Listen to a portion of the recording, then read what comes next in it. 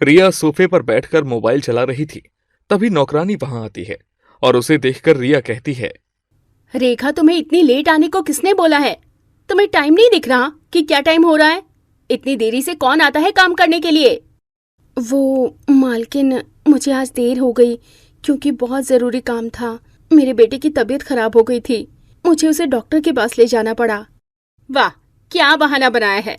मैं सब जानती हूँ ये सब तुम्हारे बहाने हैं। जब तुम्हारा काम करने का मन ही नहीं करता तो तुम छोड़ क्यों नहीं देती इस नौकरी को? मालकिन, ऐसे मत बोलिए। अगर मैं काम नहीं करूंगी तो हम खाएंगे ही क्या? मुझे भी तो अपने बच्चों को पढ़ा लिखा कर बहुत बड़ा इंसान बनाना है। मुझे सब पता है, तुम गरीब की गरीब ही रहोगे। इतने बड़े सपने देखना बंद करो और अब जाकर पहले मेरे लिए कुछ खाने को बना दो। मुझे बहुत भूख लगी है। जी मालकिन। तभी वहां पर रिया की सास आ जाती है। रिया बहू, तुम रेखा से ऐसे बात क्यों करते हो? उसे भी तो अपना घर देखना है, उसके भी तो बच्चे हैं घर पर माँ जी, मैंने ऐसा क्या गलत कहा है? हमारे भी तो काम में लेट हो रहा है, सबके नाश्ते का टाइम हो गया है। पर तुम्हें रेखा से ऐसे बात नहीं करनी चाहिए। रहने दीजिए माँ जी, आपको क्या पता इन नौकरानियों से कैसे बात करनी होती है। अगर ऐसे बात नहीं करेंगे ना तो ये सिर पर चढ़ जाएंगी। ऐसा नहीं है बेटा, हमें सबसे प्यार से बात करनी चाहिए। इतना घमंड अच्छा नहीं होता। हाँ, हर कोई प्यार के लायक नहीं होता। लातों के भूत बातों से नहीं मानते। इतना कहकर रिया वहां से उठकर अपने कमरे में चली जाती है। इसकी तो दुनिया से अलग ही बातें होती हैं। एक तरफ अमीर जेठानी का ये हाल था और इस तरह दिन गुजर रहे थे। मैं अपने बेटे की शादी इस बार अमीर घर की लड़की से बिल्कुल नहीं करूंगी। एक बार करके देख लिया है। जैसा तुम्हें ठीक लगे। तो इस बार क्या राय है? मेरी एक सहेली है, उसने ये रिश्ता बताया है। लड़की बहुत संस्कारी है और सर्वगुण संपन्न है। बस उसी के यहाँ हम रिश्ता ले चलते हैं।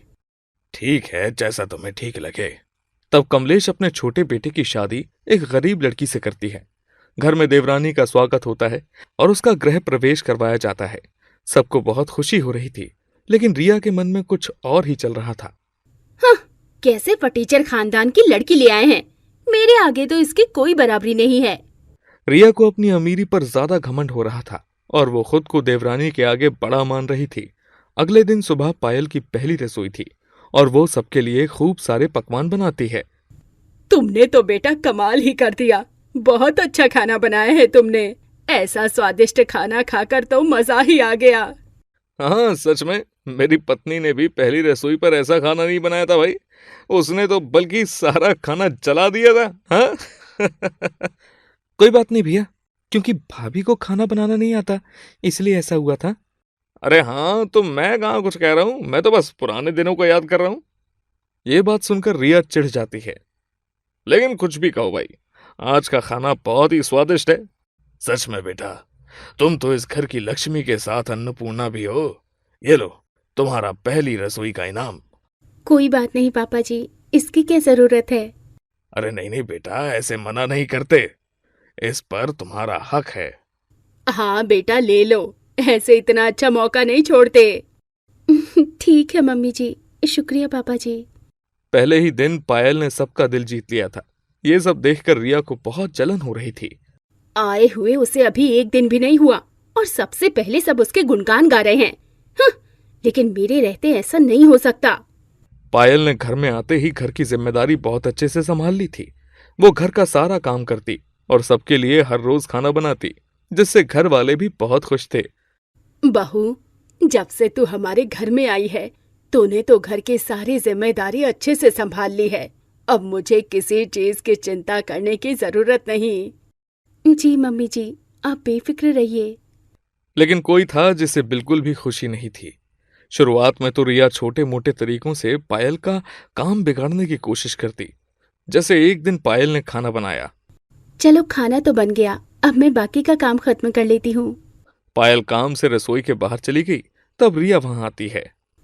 अभी इसका खाना बिगाड़ती हूँ। रिया खाने में भर भर कर नमक और मिर्ची डाल देती है। अब आएगा मजा, जब सबसे डांट पड़ेगी। बाद में जब सभी खाना खाते हैं। बेटा, खाने में तो बहुत ज्यादा नमक और मिर्च है। हाँ बेटा। लेकिन मैंने तो सही किया था। मम्मी जी, पापा जी, माफ कर दीजिए, लगता है गलती से हो गया। कोई बात नहीं बेटा, गलती तो कभी भी किसी से भी हो जाती है। आज हम बाहर से खाना मंगवा लेते हैं। ठीक है मम्मी, मैं अभी ऑर्डर करता हूँ। पायल को डांट नहीं पड़ती और ये देखकर रिया बहुत हैरान हो जाती है और उसे गुस्सा आता है। इसे तो डांट ही नहीं पड़ी और बल्कि कितने प्यार से इसे बोला है। कोई बात नहीं, अभी बहुत से रास्ते बाकी हैं। कुछ दिन बाद जब पायल कपड़े धो रही थी, तब रिया अपने पति और पायल के पति दोनों की शर्ट पर दाग लगा देती है। अब तो पक्का डांट पड़ेगी इसे। अगले दिन रजत और मोहन दोनों पायल के पास आते हैं। अरे पायल, हमारी ये शर्ट को क्या हो गया? इस पर इतने दाग कैसे लगे हैं? हाँ, मेरी शर्ट भी पूरी तरह खराब हो गई है। मुझे माफ कर दीजिए, मैंने जानबूझकर नहीं किया। पता नहीं ये कैसे हो गया। मैंने दाग हटाने की भी पूरी कोशिश की थी, लेकिन फिर भी कुछ नहीं हुआ। अच्छा ठीक है, कोई बात नहीं, ऐसे उदास मत हो। एक शर्ट ही तो है, हम दूसरे ले आएंगे। हाँ, बिल्कुल सही कहा भैया आपने, कोई बात नहीं, होता रहता है। दोनों पायल को बिना कुछ बोले वहां से चले जाते हैं। ये सब देखकर रिया जल भूनकर राख हो जाती है। इस तरह रिया अक्सर पायल का काम बिगाड़ने की कोशिश करती, लेकिन वो पायल को डांट पड़वाने में असफल रही। एक दिन कमलेश के सिर में बहुत दर्द हो रहा था। आय हाय, ना जाने मेरे सिर को क्या हो गया। ऐसे लग रहा है जैसे कोई मेरे सिर में हथौड़े मार रहा हो। ओह, मैं तो बहुत परेशान हो गई हूँ। तभी वहां से रिया जा रही थी और कमलेश उसे रोकते हुए कहती है, अरे बहू, जरा मेरा सिर दबा दो तो, मेरे सिर में बहुत तेज दर्द हो रहा है। मैं किसी का सिर नहीं दबाने वाली, मेरे पास इतना एक्स्ट्रा टाइम नहीं है। टाइम तो ऐसे बोल रही है जैसे तो पता नहीं कितना काम करती हो। पूरा दिन बस इधर से उधर घूमती रहती है और फोन या टीवी देखती रहती है। रहने दीजिए मम्मी जी, आपको क्या पता। और अगर इतना ही है तो सिर दर्द की दवाई ले लीजिए। मैं अभी अपने मैनिक्योर और पेडिक्योर करवा कर आई हूँ। मैं किसी का सिर दबाकर इन्हें खराब नहीं करना चाहती। रिया कमलेश को ऐसा खड़ा जवाब देकर वहां से चली जाती है। लेकिन जब वहां पायल आती है, मम्मी जी क्या हुआ? कुछ नहीं बेटा, मेरे सिर में बहुत तेज दर्द हो रहा है। दवाई भी ले ली, लेकिन आराम नहीं हो रहा। तो मम्मी जी आप मुझे बता देती, मैं आपका सिर दबा देती हूँ। अरे कोई बात नहीं बेटा, रहने दे। तू घर का इतना काम करती है, थक जाती है। कोई बात नहीं, तू भी आराम कर ले। आपको ऐसे परेशान छोड़कर मैं आराम कैसे कर सकती हूँ मम्मी जी? आइए, मैं आपके सिर की मालिश कर देती हूँ। पायल कमलेश के सिर की मालिश करती है। आह बेटा, मजा आ गया। मुझे बहुत अच्छा लगा। सच में तुम दूसरों के बारे में कितना सोचती हो। मेरे तो भाग खुल गए जो मुझे तुम्हारे जैसी बहू मिली और मुझे आप जैसी सास मिली। इस तरह पायल घर में सभी का ध्यान रखती है। वहीं दूसरी तरफ रिया, जो घर का ना तो एक काम करती थी और ना ही किसी से प्यार से बोलती थी और ना किसी का ध्यान रखती थी। एक बार जब रिया की तबीयत खराब होती है, तब कोई भी उसका ज्यादा ध्यान नहीं रखता। मेरी तबीयत खराब है और कोई मुझे पूछ तक नहीं रहा है। और उस गरीब फटीचर को जरा सी चोट क्या लगी थी? सबने घर सिर पर उठा लिया था। सब उसके आगे पीछे घूम रहे थे, खाने से लेकर फल लेकर तक। जरा तुम बताओ, तुम दूसरों को कितना पूछती हो? क्या तुम कभी किसी के बारे में फिक्र करती हो? सिर्फ पैसा ही सब कुछ नहीं होता, व्यवहार सब कुछ होता है। मैं अभी भी तुम्हें यही समझाऊंगा, बाकी तुम्हारी मर्जी। लेकिन मेरा हालचाल तो पूछ ही सकते हैं ना। देखो रिया, हम जैसा बीज बोते हैं वैसा ही फल हमें मिलता है। अब तुम इतनी चिंता मत करो, अपना ध्यान रखो। अभी मैं चलता हूँ, ठीक है? इतना कहकर रजत वहां से चला जाता है और थोड़ी देर बाद पायल खाना लेकर रिया के कमरे में आती है। दीदी खाना खा लीजिए। मुझे भूख नहीं है। अगर आप खाना नहीं खाएंगी तो ठीक नहीं हो पाएंगी। अब खाना खा लीजिए। इस तरह पायल रिया का बहुत अच्छे से ध्यान रखती है और उसकी खूब सेवा पानी भी करती है। चलिए दीदी, नारियल पानी पी लीजिए, इससे आपको बहुत आराम होगा। मैं थोड़ी देर आपकी मालिश कर देती हूँ, इससे आपका बदन दर्द भी ठीक हो जाएगा। पायल को इतनी चिंता करते देख रिया का दिल नर्म हो जाता है और रिया को अपनी गलती का एहसास हो जाता है। जब रिया ठीक हो जाती है, पायल, आज मैं तुम्हारे लिए खाना बनाऊंगी। कोई बात नहीं दीदी, मैं बना दूंगी। चिंता मत करो, मैं अच्छा ही खाना खिलाऊंगी।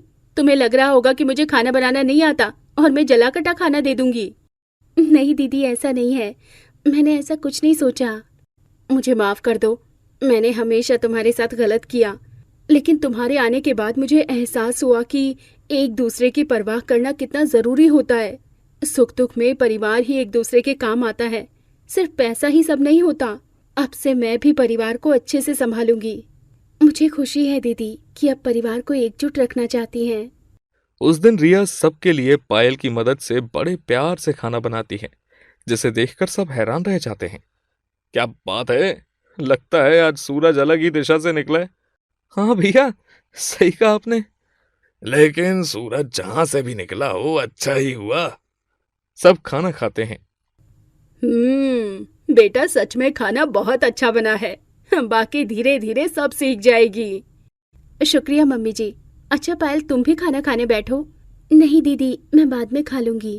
अरे नहीं, मैंने आज तुम्हारे लिए ही खास बनाया है। चलो अब बैठो। पायल खाना खाने बैठती है और रिया उसे खाना परोसती है। अब बताओ कैसा बना है। पायल खाना चखती है।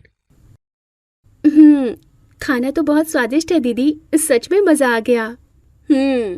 अब से मैं तुम्हें हर रोज खाना बनाकर खिलाऊंगी। मुझे तो सच में यकीन नहीं हो रहा कि सब इतनी जल्दी और इतनी आसानी से कैसे बदल गया। लेकिन कहते हैं ना, जो होता है अच्छे के लिए होता है। मुझे सब बहुत अच्छा लग रहा है। इस तरह रिया भी अब अपनी जिम्मेदारियों को अच्छे से समझने लगी थी और घर की दोनों बहुएं मिलकर घर को अच्छे से संभालती थीं। गौरी और गायत्री दोनों बहनें थीं, लेकिन दोनों बहनों में बिल्कुल भी नहीं बनती थी, क्योंकि जहां गौरी अपने नाम की तरह गोरी थी, तो वहीं गायत्री बहुत काली थी, जिस वजह से गौरी उसे बिल्कुल भी पसंद नहीं करती थी और अपने साथ कहीं भी नहीं लेकर जाती थी। एक दिन दोनों की माँ ऋतु दोनों के पास आकर कहती है, गौरी, गायत्री, कल तुम दोनों अच्छे से तैयार हो जाना। शीला बहन तुम दोनों को देखने के लिए आ रही है। उनके दोनों बेटे सरकारी नौकरी करते हैं और परिवार भी बहुत अच्छा है। अगर भगवान ने चाहा तो तुम दोनों की शादी एक ही घर में हो जाएगी और हमेशा तुम साथ में रहोगी। नहीं माँ, ऐसा सोचना भी मत। इस काली गायत्री को मैंने अब तक तो झेल लिया है, लेकिन अब मैं उसे और नहीं झेलने वाली। तुम मुझसे इतनी चिढ़ती क्यों हो? भगवान ने तुम्हें सब कुछ दिया है, अच्छे माँ बाप दिए हैं, सुंदर रूप रंग दिया है, और मेरे पास तो तुम्हारी तरह रूप रंग नहीं है। फिर भी तुम मुझसे इतना चिढ़ती हो, आखिर क्यों? हाँ, मैं तुम्हें बिल्कुल भी पसंद नहीं करती हूँ, क्योंकि तुम्हारे काले रंग की वजह से सब लोग मेरा मजाक उड़ाते आए हैं और मैं नहीं चाहती कि ससुराल में तुम काली हो, इसके लिए भी मुझे वहाँ भी ताने मिले। गौरी, क्या बदतमीजी है? क्या यही तमीज सिखाई है मैंने? अपनी बहन से बात करो। देख बेटा, वो तेरी सगी बहन है, तुझे उससे ऐसी बातें नहीं करनी चाहिए। हाँ माँ, आपको तो हमेशा ही मैं ही गलत लगती हूँ। मैं अभी बोल देती हूँ, अगर हम दोनों की शादी एक ही घर में हुई तो मैं ये शादी नहीं करूँगी। ऐसा नहीं कहते बेटी, शीला के दोनों बेटे बहुत अच्छी नौकरी करते हैं और परिवार भी बहुत अच्छा है। तुम लोग खुश नसीब हो जो तुम्हारा पहला ही रिश्ता इतना अच्छा आया है। माँ, बोल दिया ना मैंने कि मैं उस घर में शादी नहीं करूँगी जहाँ गायत्री मेरी देवरानी या जेठानी बनेगी। गौरी ये बोलकर कमरे से बाहर आ जाती है और ये सारी बातें सुनने के बाद गायत्री को बहुत बुरा लगता है और वो रोने लगती है, जिसके बाद ऋतु उसे चुप करवाते हुए कहती है, बस मेरी बच्ची, भगवान ने इंसान को दो ही रूप रंग दिए हैं, गोरा और काला। फिर भी तेरी बहन तुझे पसंद नहीं करती, लेकिन मेरा दिल कहता है कि एक दिन उसे अपनी गलतियों का एहसास होगा और वो तुझे अपना लेगी। माँ, मैं भी ये चाहती हूँ कि मेरी बहन को अपनी गलतियाँ समझ में आ जाए और उसे एहसास हो कि वो अपनी सगी बहन के साथ कितना बुरा बर्ताव करती थी। ऐसे ही दिन बीत जाता है और कुछ दिनों के बाद उन दोनों को देखने के लिए शीला अपने दोनों बेटे नवीन और प्रवीण के साथ आती है। उन्हें गौरी बहुत पसंद आती है और शीला कहती है, अरे मुझे तो आपकी दोनों ही बेटियां बहुत पसंद है। गौरी जहाँ गोरी है तो वहीं गायत्री की सीरत में सरस्वती माँ झलकती है। मैं तो कहती हूँ मेरे बेटे नवीन और प्रवीण दोनों की शादी आप अपनी दोनों बेटियों से पक्की कर दीजिए। नेकी और पूछ पूछ। बहन जी, इससे बड़ी खुशखबरी मेरे लिए और क्या हो सकती है? अगर मेरी दोनों ही बेटियां एक ही घर में चली जाए तो? गौरी ये सुनकर उदास हो जाती है और मुंह बना लेती है। लेकिन नवीन जिससे उसकी शादी हो रही थी वो दिखने में बहुत खूबसूरत था और अच्छा खासा कमाता था, इसलिए गौरी चाहकर भी शादी के लिए मना नहीं कर पाती।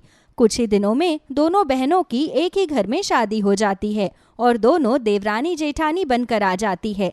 लेकिन गौरी घर में भी बड़ी थी और जब वो दोनों अपनी पहली रसोई की रस्म कर रही थी तो गौरी गायत्री से कहती है, तूने आज तक मेरा पीछा नहीं छोड़ा और देखो तू मेरे पीछे यहाँ तक आ गई है।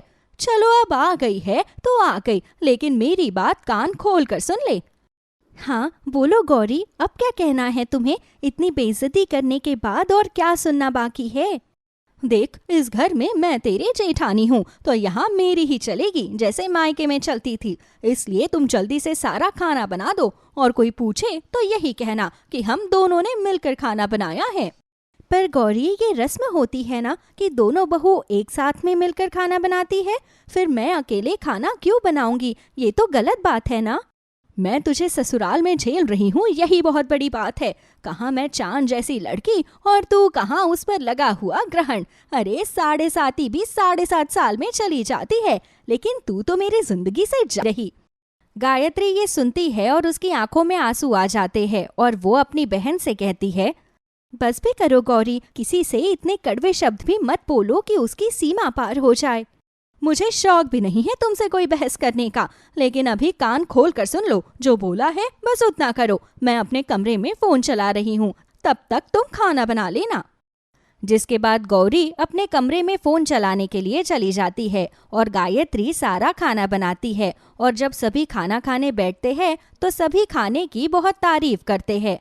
सच में गौरी और गायत्री, तुम दोनों ने बहुत ही लाजवाब खाना बनाया है। अरे रेस्टोरेंट भी इस खाने के आगे फेल है। हाँ सच में तुमने बहुत अच्छा खाना बनाया है। मुझे उम्मीद नहीं थी कि तुम दोनों इतनी पढ़ी लिखी होकर भी इतना अच्छा खाना बनाना जानती हो। बनाएंगे क्यों नहीं, दोनों मेरी जो पसंद के हैं। बहुत चुनकर मैंने इन दोनों को तुम दोनों के लिए चुना है। गौरी और गायत्री ये सुनकर खुश हो जाती है। जिसके बाद शीला उन्हें पहली रसोई का नेक देती है। ऐसे ही दिन गुजरते हैं। अब गौरी गायत्री से सारा काम करवाया करती और खुद सिर्फ आराम किया करती। कुछ दिन गुजरते हैं और गौरी जाकर गायत्री से कहती है, सुन मेरी काली देवरानी, कुछ दिनों के बाद हमारे ससुराल वालों को किसी शादी में जाना है, तो तू शादी में जाने के लिए मना कर देना। तुम ऐसा क्यों कह रही हो कि मैं शादी में जाने के लिए मना कर दूं? शादी में तो हम सबको बुलाया है ना। मैं तेरी जेठानी हूँ और मैं जो भी बोलूंगी उस बात को मानना तेरा फर्ज होना चाहिए।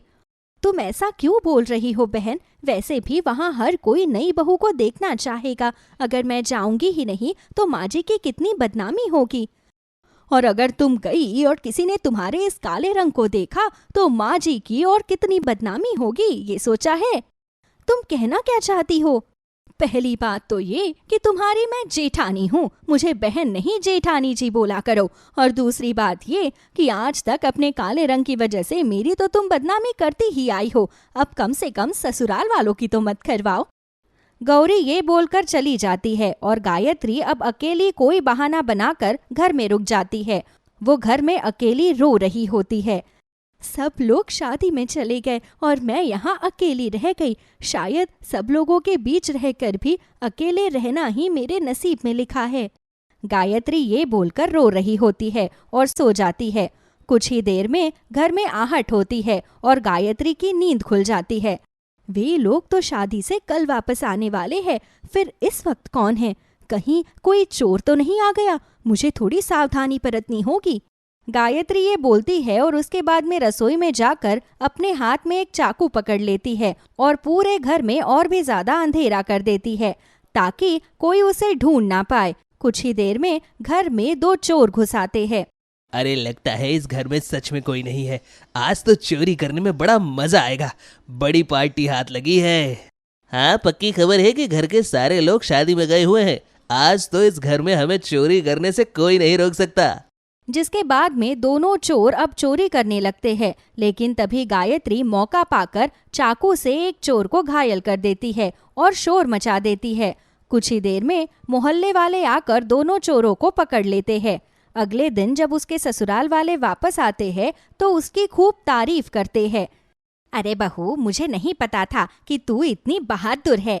और तूने उन्हें सच में इस घर में चोरी होने से भी बचा लिया और 2 चोरों को ही पकड़वा दिया जो अक्सर मोहल्ले में चोरी किया करते थे।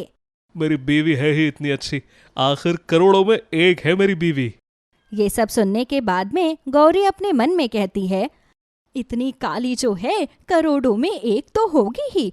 अंधेरे में चोरों को इसका चेहरा ही नजर नहीं आया होगा, इसलिए तो उसने चोरों को आसानी से पकड़ लिया। इस गायत्री का तो कुछ करना पड़ेगा, वरना ऐसे ही मेरे ससुराल वाले इसकी तारीफ करते रहेंगे और मेरे नंबर कम हो जाएंगे।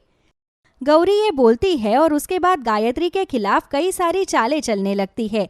एक दिन की बात है, जब गौरी अकेली रसोई में खाना बना रही होती है तो वो गैस को ऑन छोड़ देती है और अपने कमरे में चली जाती है। तभी शीला वहां आती है और कहती है, तुझे बिल्कुल भी शर्म नहीं आती बहू, जो तू अपनी बहन के साथ इतना बुरा कर रही है? अरे तू ऐसा कैसे कर सकती है? माँ जी, मैंने क्या किया है? तुझे लगता है कि मैंने अपने बाल धूप में सफेद किए हैं, पर ऐसा नहीं है। मुझे बहुत तजुर्बा है। जब तूने गायत्री बहू को शादी में ना जाने के लिए कहा था तभी मैं समझ गई थी, लेकिन मैंने कुछ कहा नहीं क्योंकि तुम दोनों बहनों की बात थी। माँ जी, ऐसा कुछ नहीं है, आपको कुछ गलतफहमी हुई है। मैं सब जानती हूँ, और आज जब गायत्री की नजर हटी तो तू गैस चालू करके चली गई। अरे उस लड़की की जान जा सकती थी, वो तेरी सगी बहन है, तू उससे इतनी नफरत कैसे कर सकती है? वो इसलिए क्योंकि वो काली है, फिर भी हर कोई उसकी तारीफ करता है। कोई भी मेरे बारे में बात नहीं करता, मुझे भी बुरा लगता है। पहले वो माँ पापा की लाडली थी और अब इस घर की भी है। बहू, दुनिया में 2 ही रूप रंग है, गोरा और काला। उसकी सीरत अच्छी है, इसलिए सब उसकी तारीफ करते हैं। सोच, वो काली होकर भी इतनी गुणी है, तो तू गोरी होकर कितनी बड़ी हो सकती है? बस तुझे अपनी बहन को समझने की जरूरत है। तू चाहे उसे देवरानी समझ या अपनी छोटी बहन, पर कम से कम उसे एक इंसान तो समझ। ये सारी बातें सुनने के बाद में गौरी को अपनी गलती का एहसास होता है और उसकी आंखों में आंसू भर आते हैं और वो कहती है, मुझे माफ कर दीजिए माँ जी, मुझे मेरी गलती का एहसास हो गया है। मैं सारी उम्र अपनी ही छोटी बहन से नफरत करती रही। मैं बहुत गलत थी जो अपनी ही बहन से उम्र भर नफरत करती रही। अगर माफी मांगनी है तो अपनी बहन और अपनी देवरानी से मांग, मुझसे नहीं, क्योंकि तू असली गुनहगार अपनी बहन की है, मेरी नहीं। जिसके बाद में अब गौरी गायत्री के पास जाती है और पहली बार उसे अपनी बहन बोलकर गले से लगा लेती है। जिसके बाद वो कभी भी उससे भेदभाव नहीं करती और हमेशा उसका ख्याल रखती है। और इस तरह एक ही घर में आई देवरानी जेठानी अब मिलजुल कर प्यार से रहने लगती है और दोनों के बीच की सारी दूरी खत्म हो जाती है।